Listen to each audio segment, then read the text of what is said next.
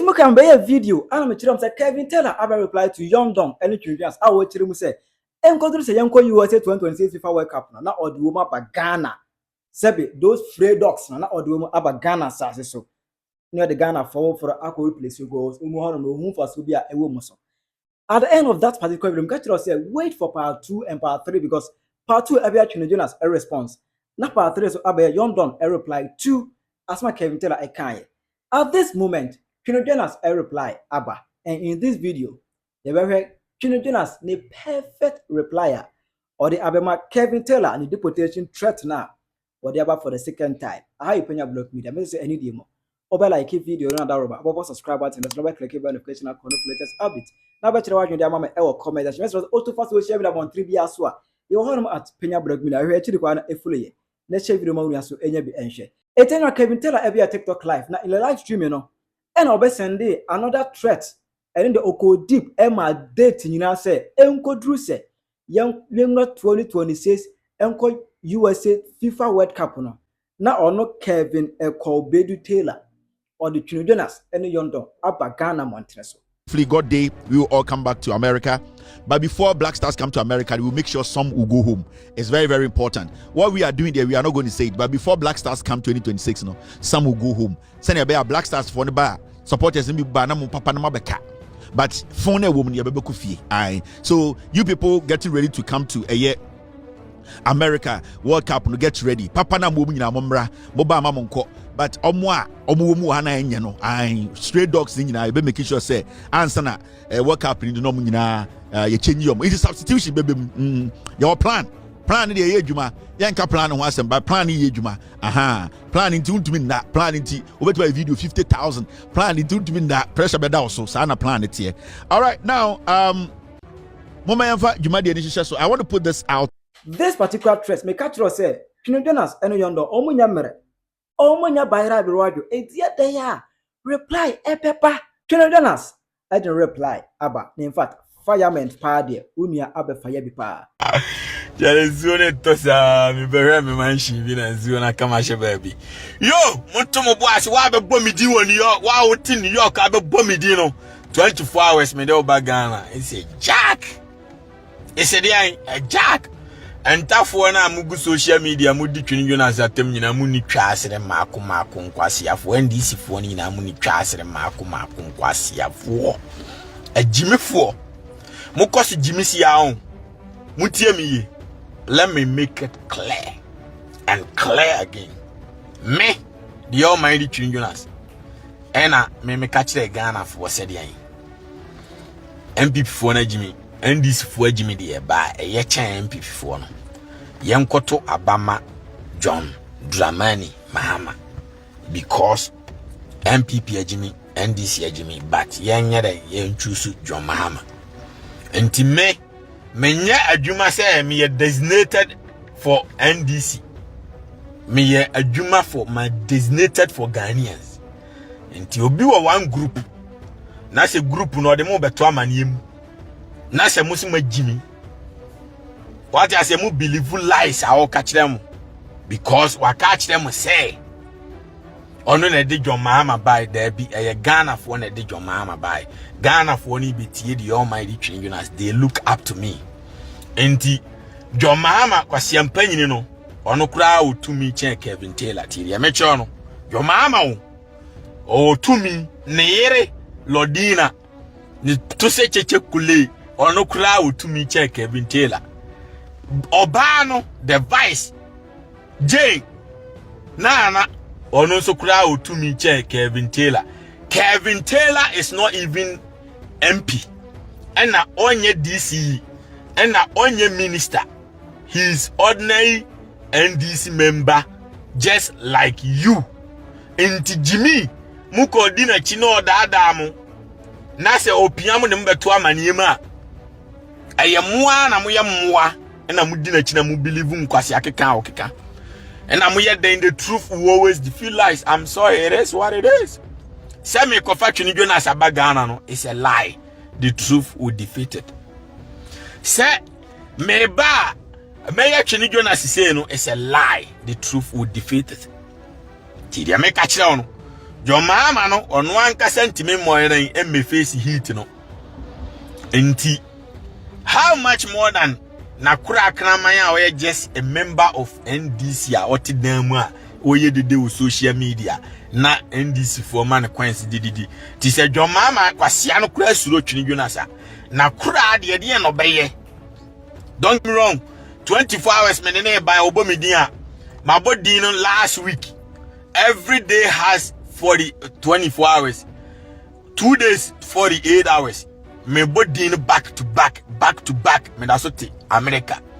Kevin Taylor page so intime mo Twene Jonas din every day post to suro me enti o de mo abeto amanem no adwane jamo because of some Jimmy we ya moa NDC fo nyina yonim nyansa eye bukum banku ono nkoa na bae oye matwomai oye boxer nso o say me mebo Twene Jonas blue me be panacho Twene Jonas susu press big men in Ghana misrew said ye wo ye na nye John Mahama bae nche udi at on nim nyansa no pa Twene Jonas ache na mo amaka na magimi na mama Kevin Taylor de mabeto amanima wadwane jamo no mo na mo ye moa ya bisa say Kevin Taylor ne keno Kennedy Japan nya problem every day no the warm up plan or the video brano ade na me de untime me so warm up nsi bisu because suro me eltime no suro me no won o piama betumo no adwane jamo no pretend say on te say heat fa NDC for no on te hwe odwane no NDC for no kwade na medina tem o si oh I me ye document we chide oboa ontime face heat no oboa because the American no man nyineti nti se munya mwa ka maba no mu concentrate ayeden aboa Mahama no no ayeden waye 24 hour economy no wachichi akromfo na MPP fo no mawie sika no na mabebo na baso no da bi magimi mo bebo ntoko a muntimi nko obi ani wiase obetimi defeat no kre no it's a fact. Nobody ayabisa Kennedy Japan say tema na me fire no Kevin Taylor na ne views nuru ba bia no onu no de ne call court ohumi wa how no twem besin call akura na se o Virginia to krumo ko fa Kevin Taylor de ne call court but the entity no antimi amfa to the Almighty anko because the Almighty is the most powerful. The Almighty is the most powerful. The Almighty is the most powerful. In 20 family court my bro for ne frame I say oh hello I had to call you back. I'm doing live video. Okay, I'll talk to you later. Alright, thank you. Alright, no problem. Bye. Bye. My bro phone me na frame and it's a business meeting, but you know, I told them I'm gonna do a live video. But I say aye man. And Timama one the mabe to problem mun we dwana jamo. Na esi ano montafo a montitwi na masofo ansi manim. Eno ye bedi Twene Jonas atemtwi no kura maye kraman 10 ya boanya nkwa na NDC ni yo. Voter register for NDC for ba omunim nyansa nti omo mai tani kwase nyankwa na NDC ni bona hafofo dodo na NDC for what so maba omo mai because ejimi ntokwa na Kevin Taylor ne kokan utru challenge ma de omai dia meba be smash wo akra ya won ne kra ni se wo do Jimmy control challenge ba meba back to back and the ones who adwane ni page won timi post me also won timi nkobo medin obabia obo akutia na obi oyeska bia nkurekura phone nante aboa at New York 10 I'm in New Yorker oba New Yorker times ko obi ekurukura mobile phone de nanam kronum en yetwitwa sky clippers nti wo hewuram abrosan ni Virginia ontina amana basa Brady City the greatest city buns escafo Elon mo omo ye zoom call oko Central Park oko Golf Park escafo no omo nyine kukura phone no omo ye zoom call umu skani da Jimmy Toyomu sorry free wuram wo Virginia ho ka kire broni na ahye ne basement ne ka kire nsem semesere no omma okwan na tu kwan onya o na tu kwan broni na awohoro ne dross no Ghana fo na be ka kire mom se landry awo suade koye no oko landry anopatu anwumre wo horo broni ba dross wo ya boa abrochira oba ye wakra obusianfo me ba brochira be pesika no otifie na oba na esumasuma ko hakoto ko omiso oba ntimi chew no asuma ko BJ's ko hakoye ko shop bra ko mo we ko shop bra na wo sum oba ne ma wo ya boa I came to make money you can compare yourself to me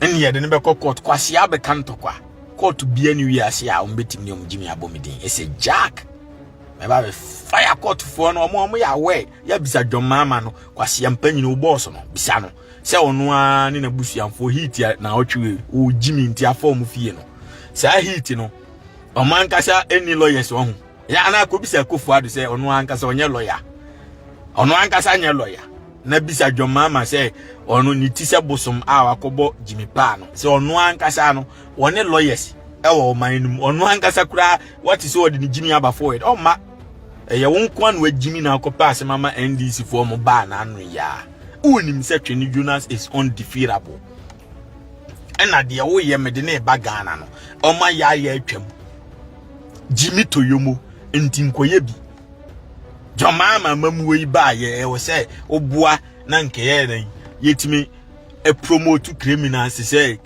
yimu aye ntimi nchichi omo yi kino for ata mo mawie sika adubu ahemu ayese yakwasichi omo no ena ese wutimi bua na yetimi wo information bi ade betum ne yetimi akofom eno ne ye important na de your mind memenya politician bia o memene I have nothing to lose isi amahu se magimi abato obeso ameka che Ghana for se enko try we foforo because minim se munim nyansa sa mo ye mwa there's no difference between money and the MPP for no oh me na me de me ka no man nyire tie oromare broadcast ni nyina hye wo kasa NDC fo ne guso NDC fo ne guso nti omo no vote yesen vote yesen Ghana man ni nyina na me conversation over the years omo koto Mahama ko Jimmy enti ma utimu nya de enya isem enyimi se wo ye bema wo ba bia because bema no no ane de Almighty Twene Jonas I am the undefeatable me na me hype John Mahama mu wasebi and I started dinner at me say over by social media mu dinner them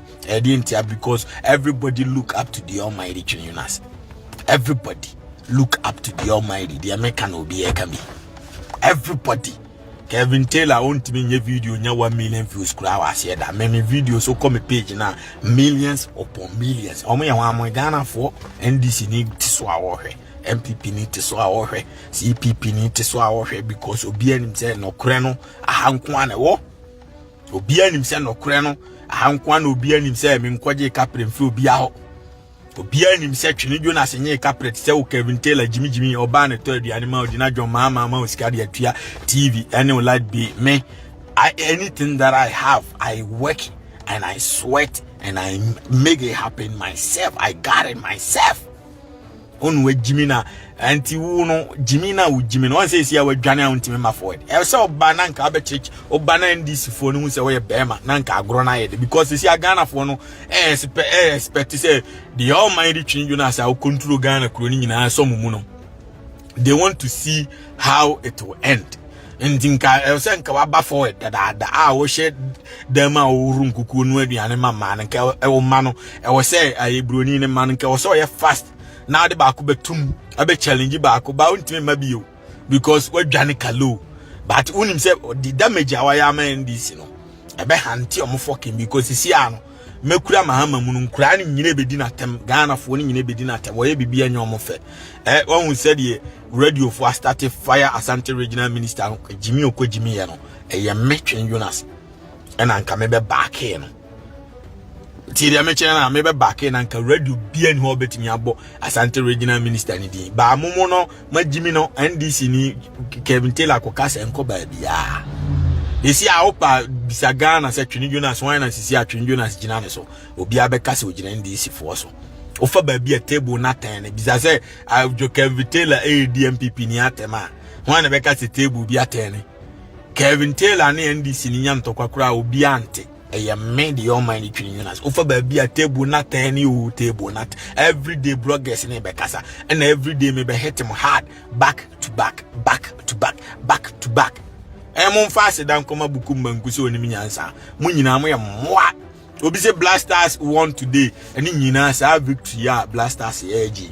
Kay memis nyese NDC for John Mahama ye kwasia okobo ne kraman ne pass o me attack ya.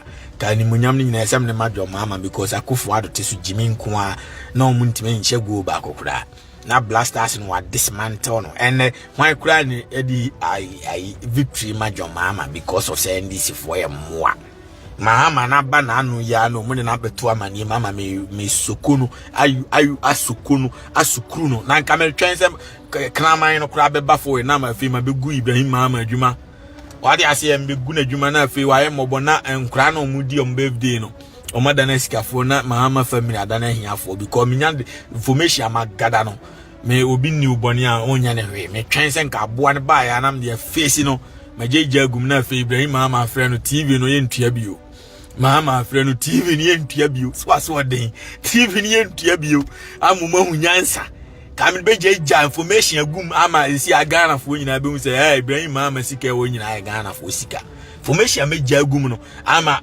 Ghana fo ubo se Ibrahim Mahama te wono wo sheki aboa de me ka na ekọ bia enti se wo pobi ni na jimi ama wrong candidate cause me kasa ba bia wo kasa beduru no it will take years se wa broni mu case e ba nyina nya me anka obi kura ante de me ka no man nyina etie enti jimefo wo be attack me a ompe Mahama asem because me ba be o boss na we Mahama no ono asuro me ontimi fa ni jimi mo me din o ba bia ni judges fo nkwasiafo nyina asuro ti anya wo a wonye dan woni post o Ghana minister wonye bi MP wonye bi DC wonye bi jimi oti dem keke no mama osika se kabima omo nti ade nti na ade jimi ni omo koto amaniem omo so ayren or life mun ko twemu se Twene Jonas ba aba life omo midini ehwe ontime modin wadwane ode ma beto amaniem no wadwane da bia me be bom tuja sa na meko me be bom tuja sa na obi say you are growing fat and I say me I'm chilling, I'm enjoying being rich many help bia me omo na NDC for me be bom tuja na meko me be bom tuja me I got nothing to lose obviously NDC for that's so ye galam say IGP for front na ye you no kwasi ampanyi oluman adwuma no nim se wontimi nye ade ntina Mahama unkan chance offer fa brante e bra sisi an se wo buy galamsey ne da so dan pare antimi an stop wo be stop ti galamsey no mun stop NDC will deport you say Jimmy we kra na me omo ma time say 24 hours how many hours in here aden no me deport me ma kire mba bi amete me fie si less than FIFA Avenue Manhattan New York me mfa me hu nsie o me fie o FIFA Avenue Manhattan New York Lexington oba obi nsem the warm up bada bia I ain't scared of nobody what I say NDC nyobia NDC fo nyina mu ni twasere mako se manhu nyansan control mu kraman Kevin Taylor no ama mu de mu Jimmy ate afa no kura che se mu ya moa